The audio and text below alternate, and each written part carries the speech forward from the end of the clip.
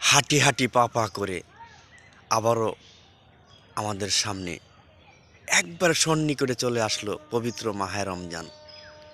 আল্লাহ গো, আজকে দিনগত রাত্রে আমরা হয়তো সেহেরি খাবো।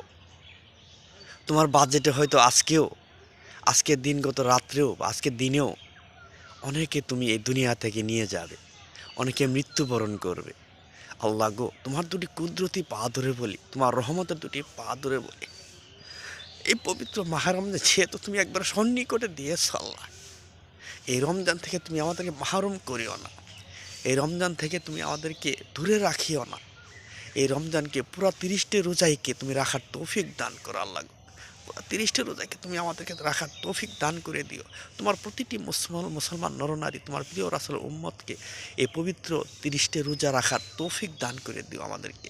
এবং কি আমাদের মুখকে, আমাদের জবানকে, আমাদের দেহকে তুমি হেফাজতে রাখিও, তোমার খাস রহমত দ্বারা বেষ্টন করিয়া রাখিও, রাসূলের দোয়া দ্বারা বেষ্টন করিয়া রাখিও। আমিন, আমিন।